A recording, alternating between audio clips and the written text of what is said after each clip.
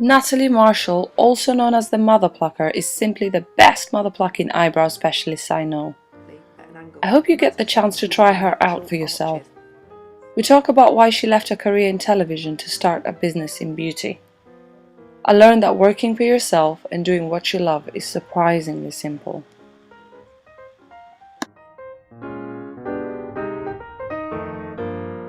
Some people are quite eccentric and they like having a look that's really over the top.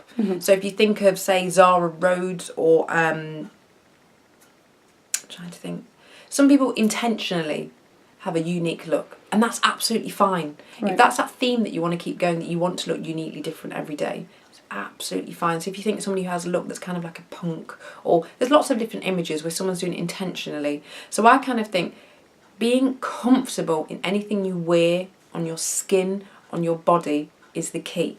And by comfortable, I don't mean lazy. Lazy is different, you know. We all feel comfortable in sweats and gym clothes, and there's nothing wrong with that. There's a time and a place. Going to the gym, walking your dog, that's fine. If you do find that you're just a casual person, so you do want a little bit of makeup, you don't want too much, then you go for a natural look. So pick neutral colours, pick browns, pinks if you've got Caucasian skin tone, but very subtle pinks. I think one of the most wonderful things women can do and to give themselves independence, even with something like a wedding, I actually say to my brides when they approach me, consider having a makeup lesson. You may not need me. Considering in 2 years from nothing, I didn't have any publicising budget, I had no business plan whatsoever, and I went to the bank and everyone told me that you can't open business accounts without business plans. A load of rubbish. I went to the bank and I was completely honest with them, and I said to them, I do not want to borrow any money of you, but I do want a business account, and I want to be able to take payments from my clients by card. Right. I want to give them that ability, but I'm not asking you for a loan. I just want to have a legit business account where all of my business finances will go into to help me keep my books. And the bank said, that's absolutely fine. I didn't have a business plan or anything. How did you come up with the name MotherPlucker? Oh, my sister, she's crazy. She's a writer. She's absolutely wonderful. And we were just sitting there and we were talking about, oh, you know, Natalie, getting really popular now, you really need to have a name for a business. And I'm not good at catchy things like names or anything like that. And lots of names were shouted out. And she came up with, the MotherPlucker, you've got to do that, because the first thing, even though I'd done makeup first, I was getting more and more clients via eyebrows. And I think the reason why eyebrows did so well, very quick, similar to what I was saying about, you know, a working mum can get her eyebrows done, but she may not necessarily have the time to get her eyelash extensions done because they're slightly more expensive and it takes more time. It's not as practical. So it's for events, isn't it? Yeah. I literally just went to sleep one day, and it's a bit ridiculous, but it always sticks in my mind.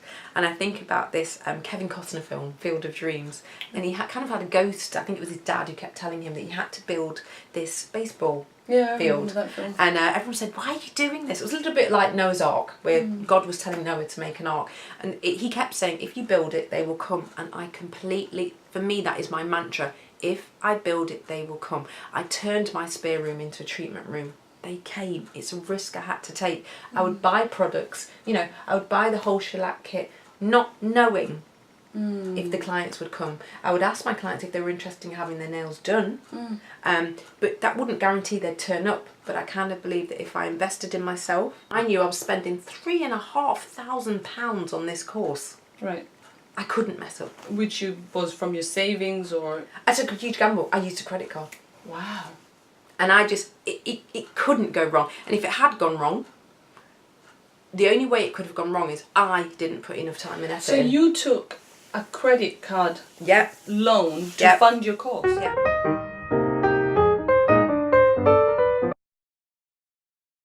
If I gave it 100% and I made sure that I gave my clients a very good service and made them feel very welcome and comfortable, they'd returned. If I build it, they will come, and I believe it. Straight out of school, your first client, did you feel as confident? I didn't feel confident at all, but I was very lucky. A lot of my first clients were friends. Also, a lot of people let me practice on them. There are a lot of people that left that course. They weren't sure what to do. They went straight back to their normal job and they stalled because they didn't get any hands-on experience straight away. And I just ran with it. and took the other experience that I had from other jobs as well and kind of put it all into one. And I think all of it helped me. It was a catalyst for me to actually move so quickly. And a lot of people were very surprised that even though I had contacts in TV, I didn't choose to do TV. And I thought, let's be realistic. To keep my turnover going realistically, it's better to aim for real women who actually have needs every day. I knew if all else failed, I was very good at being a coordinator.